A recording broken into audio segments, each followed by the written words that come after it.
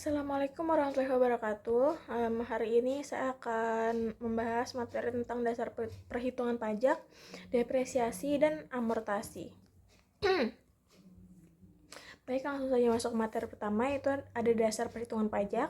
Untuk menghitung PPh, terlebih dahulu harus diketahui dasar pengenaan pajaknya bagi wajib pajak dalam negeri dan bentuk usaha tetap atau BUT.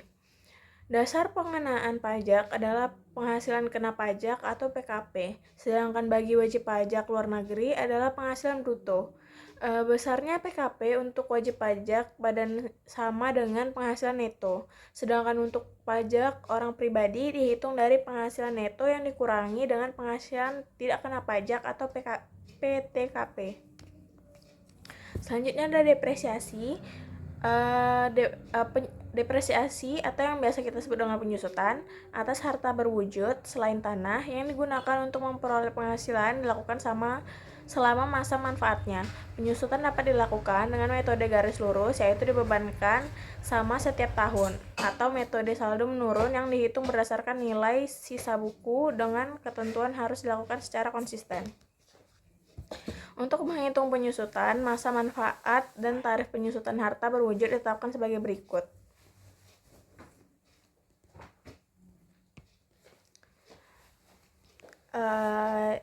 Di bagian kelompok harta berwujud, kelompok 1, masa manfaatnya 4 tahun, tarif penyusutan berdasarkan metode garis lurusnya 25%, saldo menurun 50%. Kelompok 2, 8 tahun, 12,5%, saldo menurunnya 25%. Kelompok 3, 16 tahun, garis lurusnya 6,25%, saldo menurunnya 12,5%. Kelompok 4, masa manfaatnya 20 tahun, garis lurusnya 5%, saldo menurunnya 10%, hingga seterusnya. Selanjutnya ada amortisasi. Amortisasi atas hak tak berwujud dan pengeluaran lain yang memiliki masa manfaat lebih dari 1 tahun dilakukan selama masa manfaatnya untuk memperoleh penghasilan.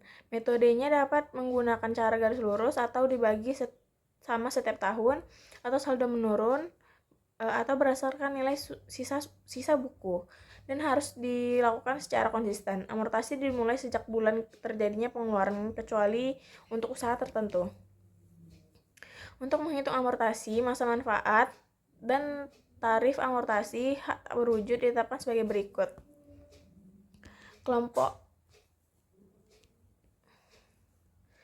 harta tak berwujud, kelompok 1, 4 tahun, masa manfaat 4 tahun, tarif amortasi berdasarkan metode, garis lurusnya 25%, saldo menurun 50%, hingga seterusnya.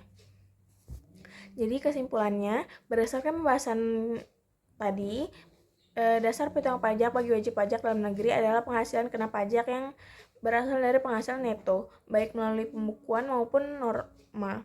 Depresiasi digunakan untuk mengalokasikan biaya aset berwujud, sedangkan amortasi aset tidak berwujud. Keduanya mempengaruhi besarnya penghasilan neto dan jumlah pajak yang harus dibayar, sehingga pemahaman yang baik membantu wajib pajak memenuhi kewajiban perpajakan secara tepat dan sesuai dengan ketentuan.